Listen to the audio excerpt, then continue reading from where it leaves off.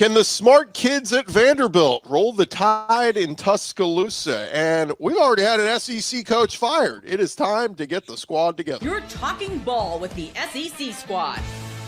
From Alabama to Tennessee, from Georgia to Oklahoma, from Auburn to Texas, it's the local experts of the Locked On Podcast Network bringing you scoops, breakdowns, and the most comprehensive preview of the upcoming SEC weekend. It's the SEC squad, and we have a seat for you. Hurt feelings and thin skin are prohibited. Squad up, you're part of the SEC squad. What's up, everybody? Welcome into the SEC squad. Sit back, grab your favorite beverage, and join us as we get you ready for another week talking all things SEC. And today's episode is brought to you by Mazda.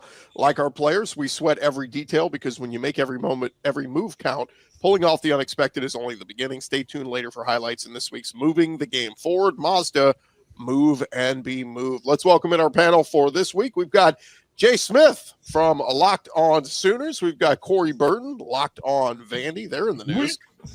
We got Jimmy Stein, Locked On Bama. We got John Neighbors, Locked On Razorbacks. I'm Chris Gordy, Locked On SEC. And gentlemen, we'll start things off as we always do, asking you to give me a prediction about your team this week. Or if you're in a bye, you can just give me something you like about your team. But I think all you guys are playing. Except for Arkansas. We'll get to what they did here in a second. But, Jay, give me a prediction on Oklahoma this week. I think for the second time this season, we'll have a running back run for 100 yards. I don't know who it is, but we are playing Kent State, so it's definitely inevitable. I don't care how bad our run game is right now. It's impossible to not run for 100 yards with one player against Kent State. Yeah, and all eyes on Michael Hawkins as he gets his warm-up game for Red River, because he's going to be the guy with John Mateer out. Corey Burton, give me a thought on Vanderbilt. Well, whoever they pick on the kicker for game day, he's going to wrong game. No, I think with the stats on Alabama's run defense, I think there's a chance that Vandy could have their first 100-yard rusher. Whether that's Pavia or Seti, I'm not real sure, but they could have their first 100-yard rusher. I've been a Cedric Alexander fan ever since he walked foot on Vandy's campus. Good running back. By the way, I love the college game day kicker segment. I think we got to stop bringing in patsies that were high school football kickers to kick for you. I think if you get picked, you got to go kick. But I digress. Jimmy Stein, give me a prediction for Bama. I think you see Alabama play a cleaner game than 1 year ago in Nashville. Obviously, Vanderbilt's going to have some success on offense again. I agree with Corey that Vanderbilt's likely to produce 100-yard rusher in this game. I think Vanderbilt's going to have quite a bit of success on offense, actually, but Alabama will play a cleaner game than they played in Nashville a year ago, where there were 2 interceptions, multiple penalties that helped keep some drives alive. I think playing a cleaner game is a big goal for the Tide this Saturday. And we come to John Neighbors, where we would get a prediction on Arkansas. They're not playing a game, but they were the first school to fire their head coach. So, gents, we'll start there today on the squad show. Sam Pittman fired. Had to happen. John, do we get a little bit more of a positive, upbeat John Neighbors? Because you've been kind of hoping for this. Well, I mean, it could be worse. You could have just given up 42 points in a single half to Notre Dame at home in front of your 10th largest crowd. And, you know, that game that will never happen again. I'll never see Notre Dame in Fayetteville ever again. So, yeah, I really appreciate that. But no, it was inevitable and it was time. It's just you can't keep having those types of things happening. And you could tell that the team let go of the rope. They didn't want to be there. They didn't want to play for him anymore. And it was time. He had a bye week. And I think that they were going to make a move on Sam Pittman regardless, really, of the outcome against Notre Dame the week before. And I think it got out to the team and going into the bye week, they were going to make a move. And that's where it all just came crumbling down. So, yeah, been a wild one for that. And, you know, Pittman, well-liked guy, but it's performance-based business, and you can't have that type of performance on Saturday, and especially in front of your home crowd. And completely bucked the FanDuel odds, by the way. Coming into the season, Billy Napier was hands down the favorite for first SEC coach to be fired. And lo and behold, Sam Pittman was the first. Although, if things keep going south, Napier may not be far behind. But Jay, Corey, Jimmy, what did y'all make of the Sam Pittman firing? I think it was inevitable. I mean, I think you saw him getting burnt out. The players they were on quit watch well before that. It just seemed like they just weren't. It just wasn't jiving. It was time to make a move, and they wanted. It seemed like they wanted to wait till the end of the season, but I'm not surprised either way.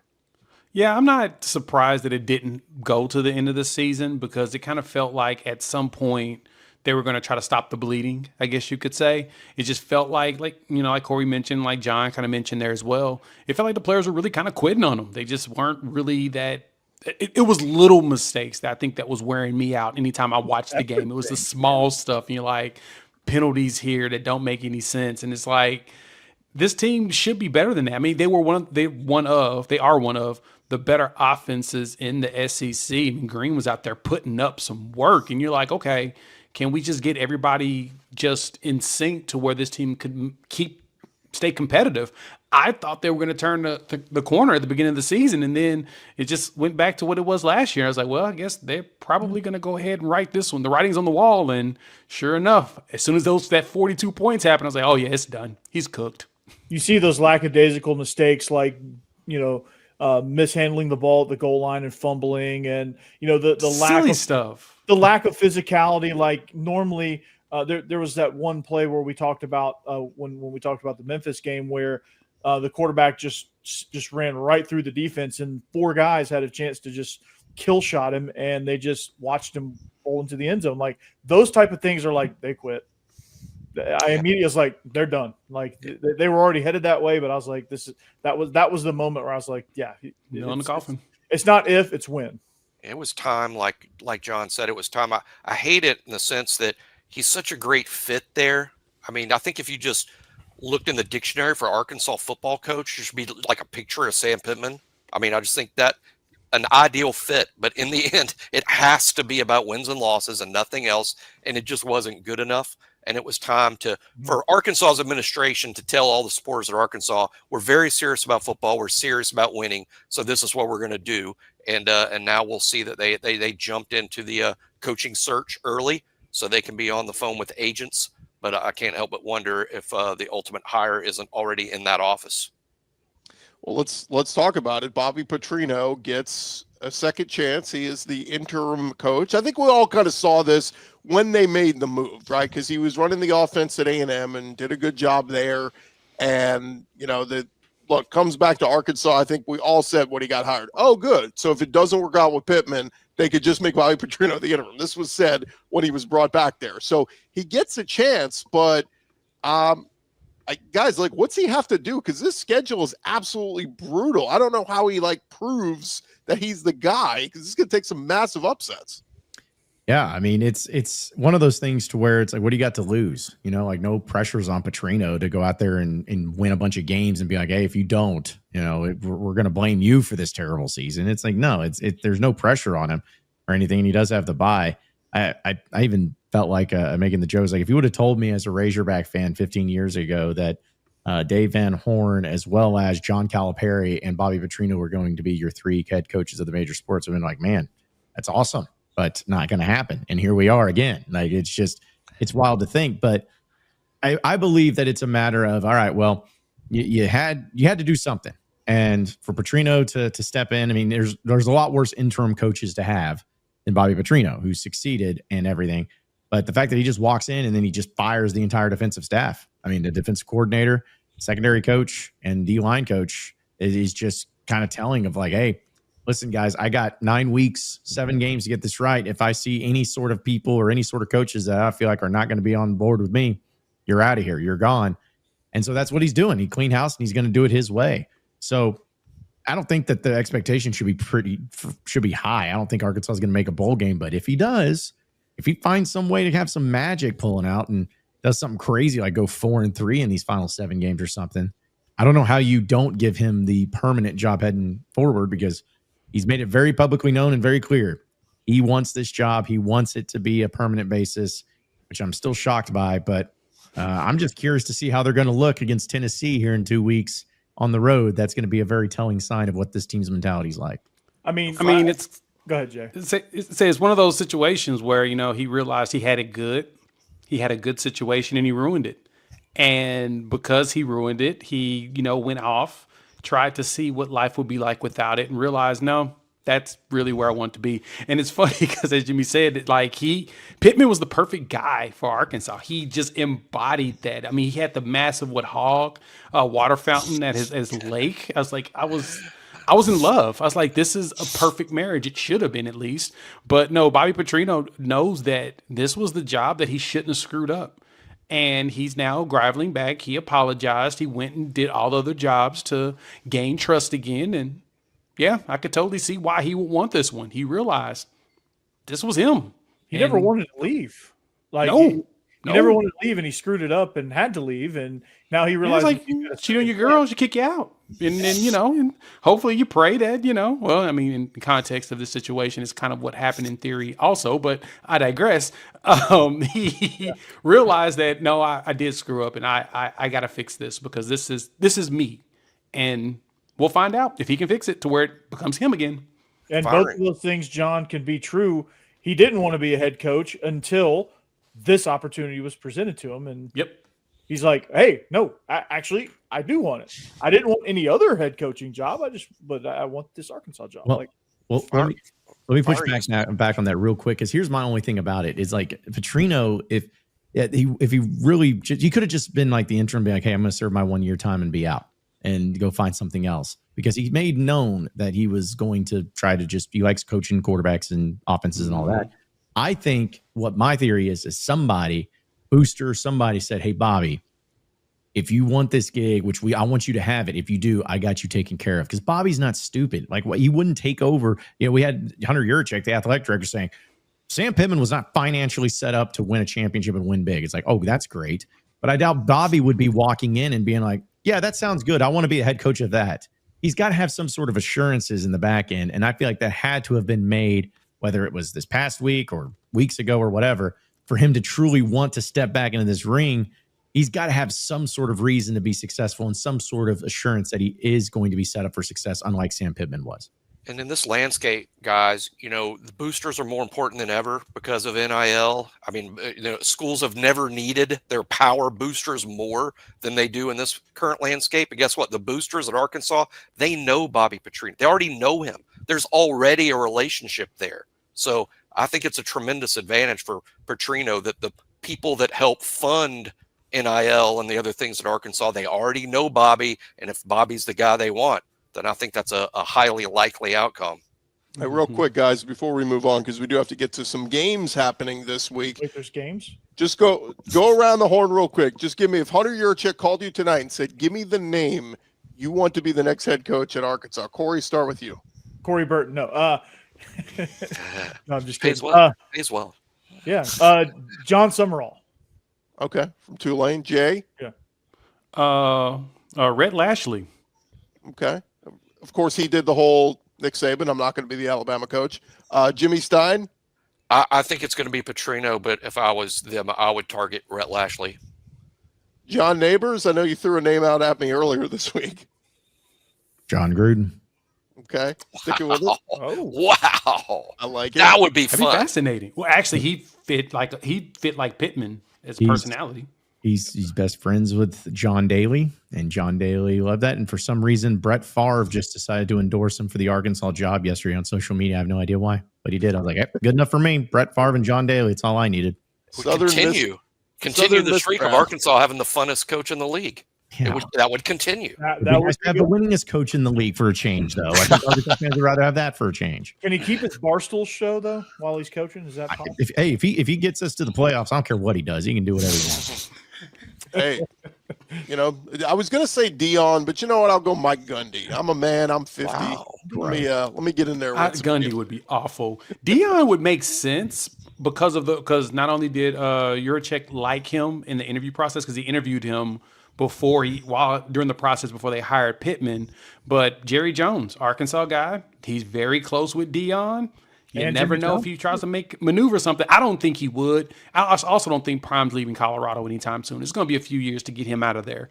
They give him way too much power for him to relinquish that to go any other place. Just real quick, Jerry Jones is basically endorsing Rhett Lashley. That's the guy I think Jerry wants the most of the connection. I can see it. We'll see. The question is, will Rhett leave and go there? Yeah, come on. Well, it's the SEC. But The SMU, he's got a lot of money backers with He money do. right now at SMU, so that'd be Both. tough to leave. All All right, right, finally, it's legal.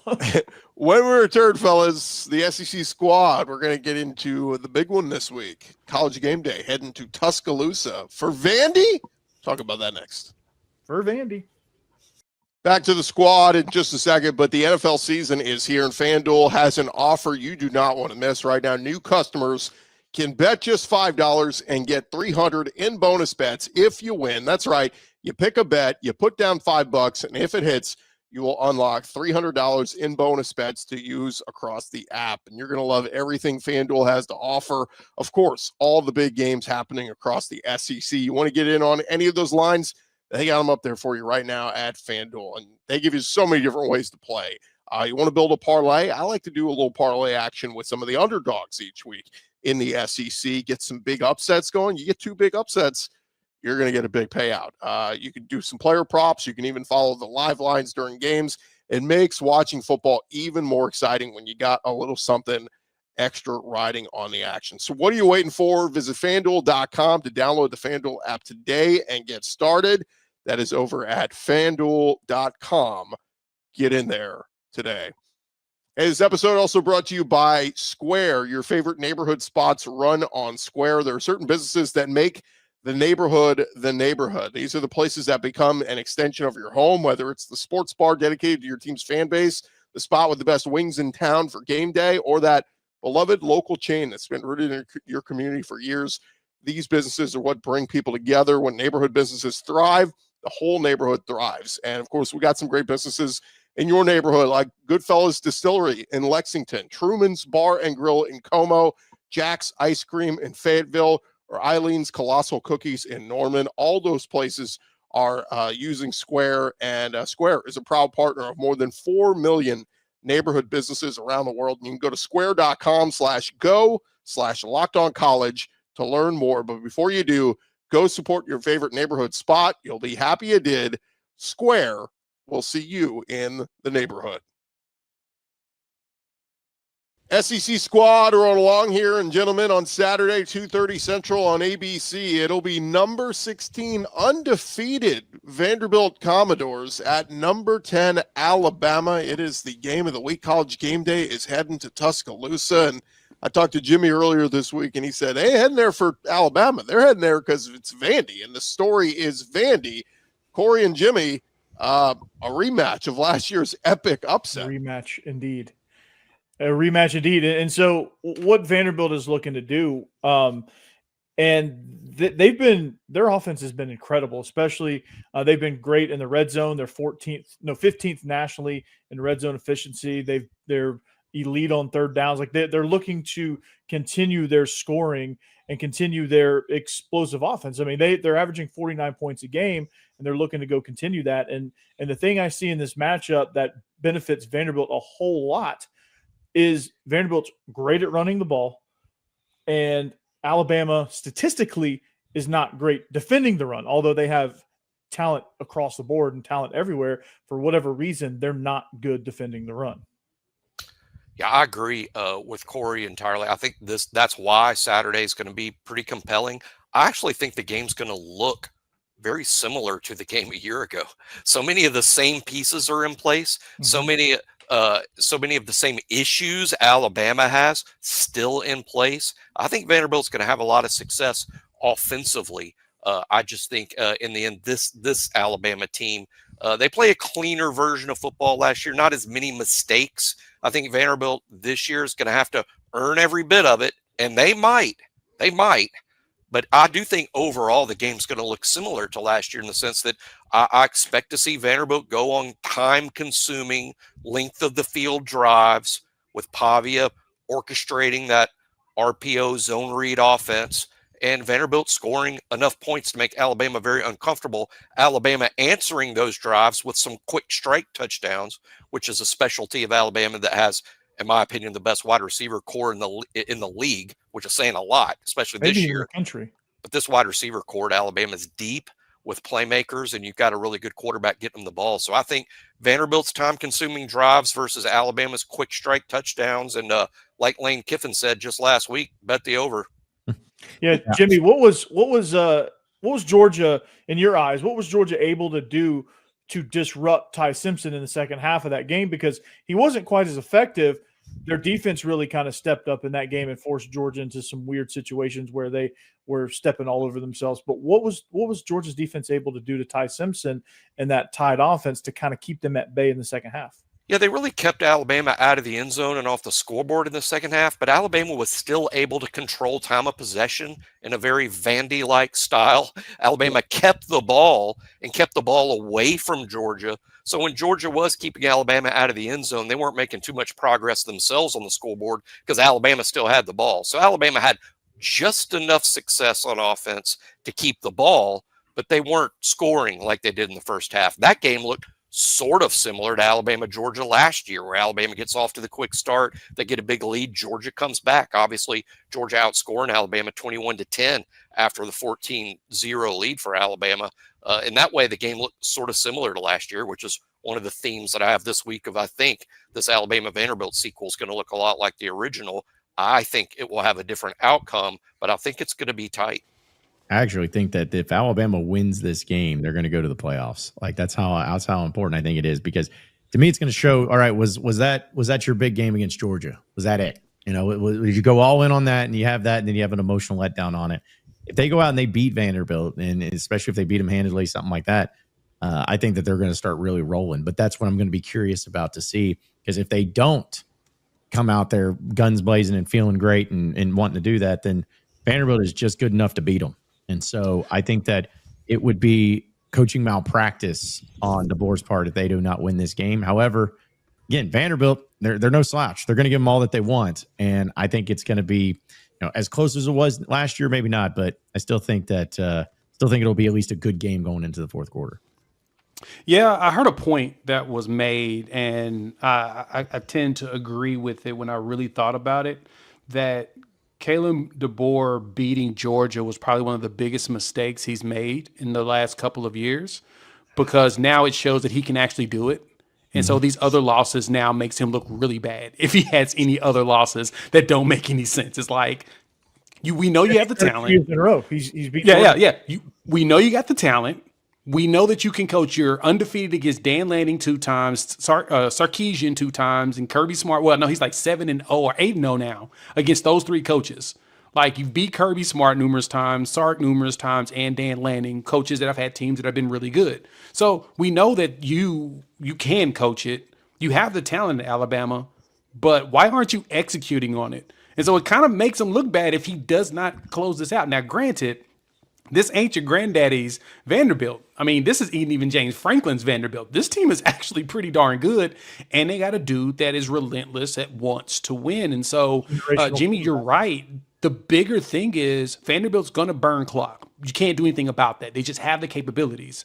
The question is will Alabama not turn the ball over in kind of silly situations to keep the score on their side, in which is probably going to end up that direction. I think Bama squeaks it out, but it's going to be one of those Vanderbilt has like a 40-minute time of possession because they're just burning it. And as John mentioned, I would say another way. You talk about protecting the football. Like, I look, playing on the road in the SEC is tough. I mean, Brian Denny is going to be rocking. That stadium is going to be hostile.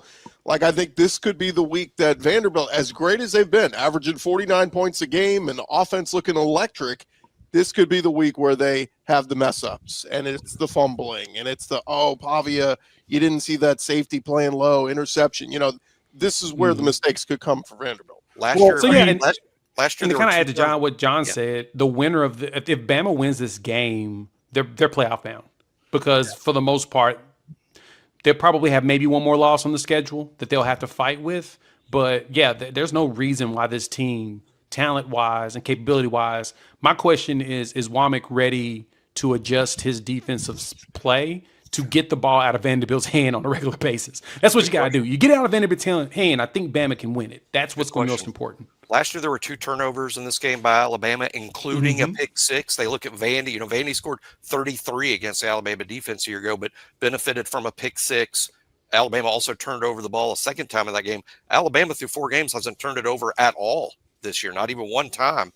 twice against Vanderbilt last year. To me, that's the key. If Alabama helps Vanderbilt, you could be on the short end of this, because Vanderbilt doesn't need much help. One thing I was right about in the offseason about Vanderbilt, and wrong about, I thought Vanderbilt would be a better team this year than they were last year. I think that's proving to be the case. I was right about that. What I also said was I'm not sure their record's going to be any better, because the league as a whole is so difficult. The whole bottom and middle of the league is, as you know, for the most part, is as good as it's ever been. I thought Vanderbilt would have a similar record to what they had a year ago, but they're even a lot better, I think, than they were a year ago. And I'm expecting a 60-minute game on Saturday. Yeah, I mean, you guys, this was said about Vanderbilt going into South Carolina, because Williams-Brice is just as hostile as any place in the SEC. What does Vanderbilt do? They get the opening kickoff. First play, they get thrown for a loss, crowds in a frenzy, and then they proceed to go on a 10-play death march to put the first points on the board. Literally. And the crowd is like, what? And then that game was – the South Carolina coaching staff was in shell shock. The crowd was in shell shock. Just everything just kind of unraveled for the Gamecocks. And, it showed me that they weren't intimidated by that environment, because, Sandstorm's rocking, the crowd is loud as hell. It's one of the most hostile environments. Everyone I talk to that's played in the SEC tells me immediately South Carolina when I talk about hostile environments. And so the environment doesn't scare me as much, because they've proven 2 weeks back to back that the environment really doesn't affect them as much. They're much more talented up front. They can control the line of scrimmage, and that's where I think they could get an edge. Now, Bama is super talented, so it's not going to be a cakewalk by any stretch of the imagination, but I do think it's going to be a competitive game, and I do think Vanderbilt, has as much a chance of anybody. I mean, I'm gonna continue my bullishness on Vanderbilt, and I'm going to say, they're going to come away with a victory here. Well, real quick, guys, show of hands. Corey showing his hand. Raise your hand if you're going to take Vandy to win this one. Corey? I'm on an island. I'm not surprised. But 4-1. Been here before. Is taking Alabama. So I wouldn't be surprised if they won, but I think Bama should be able to pull this one off. And look, Kalen DeBoer, he earned himself a loss. If he loses to Vandy, look, he beat Georgia, so it's all fair. If Vanderbilt, he might get fired. If they go on that same death march to start the game, what does the crowd do? I won't be surprised. And see, that's the thing that might, South Carolina is what it would probably cause quite a bit of silence, but it wouldn't surprise the crowd. I think Alabama's fan base and Alabama's team, I think they fully expect to see a high-quality SEC team coming in. I don't think Vanderbilt having success is going to surprise the crowd at all. Welcome to 2025. The times have changed when Vandy is getting the respect. All right, when we return, gents, we got to jump into some of the other games around the SEC this week. There's not many. Coming up next. More squad action coming your way in a second, but first, Mazda. Mazda crafts cars for those who do more than simply move. Mazda delivers confidence with every ride, and with more IIHS top safety pick awards than anyone else, from footwork to breathwork, athletes, they sweat all the details.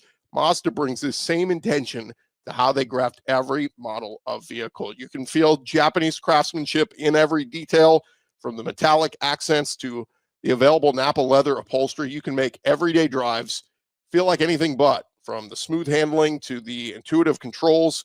And with their all-wheel drive standard in every crossover SUV, you can drive with confidence through almost any season. Just like our players, we sweat every detail, because when you make every move count, impossible becomes irrelevant. Mazda, move and be moved. This episode also brought to you by our friends at Gametime. And look, guys, college football is back, and we're super excited. From the tailgates to the rivalries, the energy in the stands, there's nothing like it. But let's be real, actually getting tickets can feel more like a battle than the game itself. Endless queues, hidden fees, prices jumping up at checkout. That's why we use Gametime, the app that gives the advantage back to the fans. It's the easiest way to score last-minute tickets at the best prices with no surprise fees. What you see is what you pay. Pull up the Gametime app right now. In just a couple taps, you're going to see some amazing deals. I'm talking your favorite college football games as low as $25. The app makes it super simple. You can see the exact view from your seat before you buy. And honestly, It's faster, cheaper, and less stressful than any other way you're going to buy tickets. Take the guesswork out of buying college football tickets with Game Time. Download the Game Time app, create an account, use code LOCKEDONCollege. You can get $20 off your first purchase. Terms apply. Again, that's promo code LOCKEDONCollege for $20 off. Swipe, tap, ticket, go. Download Game Time today. All right, SEC squad, we're along here. Real quick, guys, let's jump into the 4 other games happening this weekend. 3:30 Eastern on ESPN. It'll be number 9, Texas at 1-3, Florida. I was dissecting a little bit more on Texas. I mean, this is going to be the first real, next big test for Arch Manning. I mean, they had that great, defensive performance against Ohio State week 1 where everybody's questioning Arch, and then they played 3 cupcakes. So we really don't know what this Texas team is. Granted, we think Florida stinks, but the defense is pretty decent. So I just keep looking at this game going, take the under, because this could be bad offense and bad offense. Yeah, that's exactly what I see when I see this game. And I mean, I know Texas fans aren't going to be happy to hear this at all, but yeah, the quarterback play has been bad. The running backs haven't been really doing that much. The defense is stout, but just like you said, Gordy, it's going to be whose offense doesn't turn the ball over the most. Because to me, Florida has proven to us that even when Lagway gives the ball away literally 5 times, they're only going to give up 1 actual offensive touchdown. But we still need to know, is LSU's offense actually any good, or if it's actually inept as well. We'll find out about Texas, though, because Florida's going to give them the ball. Question is, can Arch not sidearm it and actually get some first downs and get some touchdowns? I don't know if I believe it yet. Yeah, so I'm gonna take the under. I think this game's combined points, it could be less than 20. Yeah, I'll tell you, Florida. Sorry, Jimmy. I'll tell you, Florida has a bevy of problems. Defense is not in those problems. Yeah. I mean, their defense is elite. They have 11 problems on offense, seems like, but and with the coaching staff. But man, this defense is electric, and they'll flat get after you, and they'll pressure Eli. They'll pressure Arch and force some bad mistakes. And I mean, this game, yeah, hammer, smash the under for sure. Two really good defenses, no doubt. Sometimes it's just one game. I see this meaning mini games, and whoever wins this game, I think is going to go on to have a really good football season. Whoever loses this game, I think the wheels could come off. Certainly at Florida, Texas will definitely be flying below expectations if they lose their first SEC game out of the gate based on how they've already played. The loser of this game to me is sort of stick a fork in them. The winner could end up putting it together and having a good season. I don't necessarily agree wholeheartedly. Like if Texas loses, it's stick a fork in them. But Florida definitely. If Florida loses that thing, the wheels are already off. But if they lose that thing, I think they're just looking for a reason to fire Billy Napier. And Arkansas already made the first move, so they're not going to be the first ones to do it. So, this is going to be a defensive battle. Texas is elite on defense. Florida's elite on defense. So if you like defensive football, all you high school defensive coordinators probably going to be tuning into this one. So that's for sure. I'll say that I think I kind of, in a way, agree with Jimmy. Of if Texas loses this game, that it's it. Like I just don't see how you can have that much of an expectation with that much of a big time player, and you go into, I know it's on the road, but you go into Florida, who's 1-3, and lose that, and you're sitting like literally where it's like, hate to be this way, but it's almost like, hey, if you compare Arkansas's resume to Texas's resume, is it really that different? I mean, has it really been that much different? And I'm like, I'm not saying that Texas and Arkansas are the same. I'm just saying, considering the expectation that was given, it's like, if you can't do it here, if you can't do it now, if you can't even go out and beat Florida, what are you? Like, how can you say you're a contender? I think it's very possible that happens. And I'll even go one step further. If they lose this game, I think this might be, I think last year's going to be the anomaly of Sark at Texas. I think last year was going to be the best year, and they're not going to get back anywhere close to getting into the championship, much less the playoffs, if that's the case. That's John Neighbors, who does Locked on Razorbacks, who is a permanent rivalry of Texas moving forward. Yeah, and now it is, which is awesome. Thank you for throwing the shade out there. At least I'm not the only one doing that now. But no, it's funny because Josh Pate had put out a chaos scenario where Texas would go into Red River against Oklahoma undefeated, Texas 3-2, and Texas fans lost their minds. They said that this is ridiculous. There's no way we're going to have one loss, let alone 2. And now this is actually a possibility. I kind of want it to happen now because I want them to apologize. I really want them to say, dang, we did not see this coming. Let's parlay this real quick. Give us a quick thought, Jay. 3 p.m. Central on SEC Network. It's 1-3 Kent State at Oklahoma, but it's Michael Hawkins at quarterback. He's got to use this as a dress rehearsal to get ready for Red River. Is Julian Edelman coming back for Kent State? Because that's their only hope. Yeah, no, not at all. Sean Lewis is also not walking through that door. So since that's the case, and Sean's infamous for making, made Kent State a pain in everybody's tush. I think they even took Georgia they did through 3 quarters or something one year. It was like, oh my God, Kent's looking right Sean before he Lewis. left Colorado, yeah. Right before he left to go to Colorado. So with that being said, Kent State's awful. And Michael Hawkins will probably do to them a lot more than what they did to Auburn last year. So I think we should be good to go in that game. Matter. I could be quarterback for Oklahoma in that game. It'd be exactly. Me too. I could. But the point being, you want him to show some things because again, John Mateer ain't coming back anytime soon. So this is you think? Is there a chance he's back for? Is there a chance he's back for Texas? He's been telling people he's coming back for Texas. That's the reason why he came to Oklahoma is to play in Red River. Now, I don't think he will. I think he's not coming back to South Carolina personally, but I'm not going to act like it's not a possibility because, for real, he's been telling, that's the rumors going around is he's telling folks, oh, no, I plan on playing in that game. So we'll see if it happens. We see if the hand swelling's down. The swelling seems to be down, so we'll see.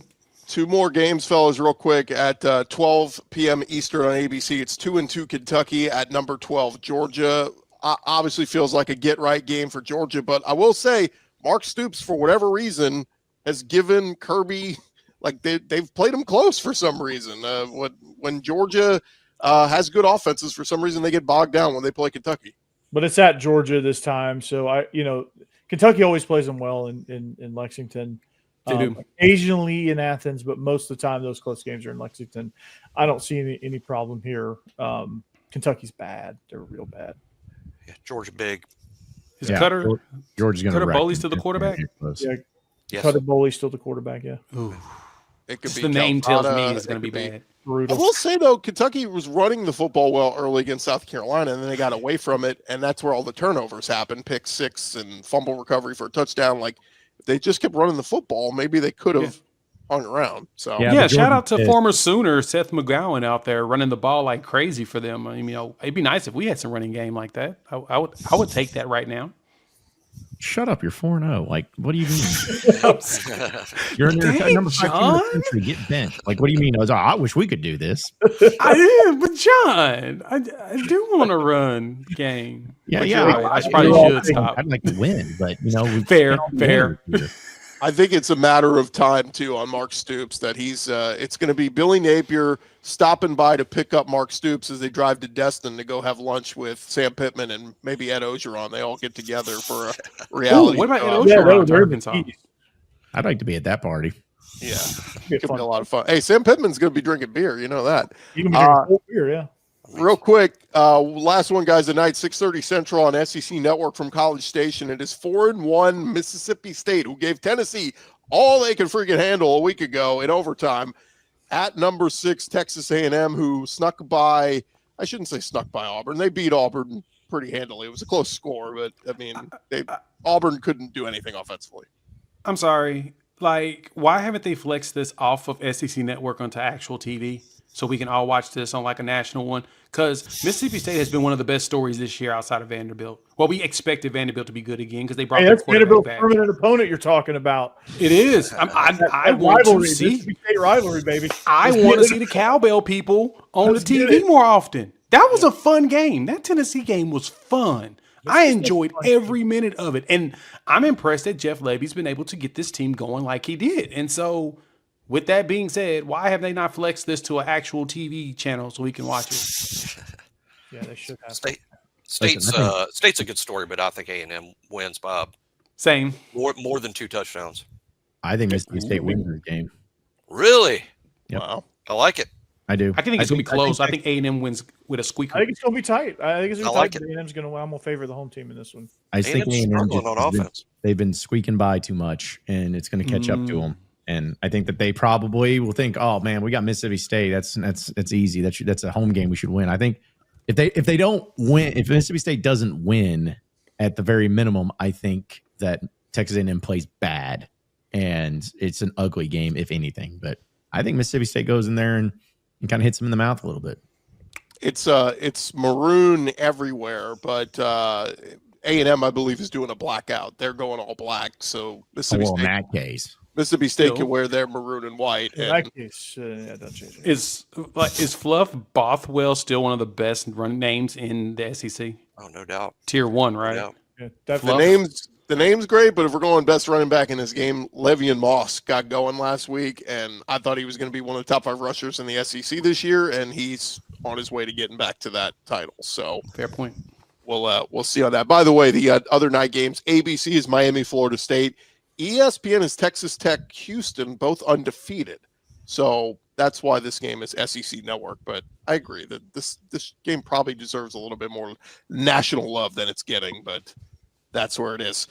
Gents, appreciate your time. Appreciate your predictions. That's going to do it for this edition of the SEC Squad. We'll talk to you guys next week when half the league is back from their bye week. So we will have more games of action to discuss. And hey, a reminder that you can subscribe to your favorite SEC show. We'll be covering your favorite teams throughout the season every day. Don't forget, I'll have you covered with the entire conference of Locked On SEC, part of the Locked On Podcast Network, covering your team every day. For James Smith, Corey Burton, Jimmy Stein, John Neighbors, I'm Chris Gordy. We'll talk to you next week here on the SEC Squad Show.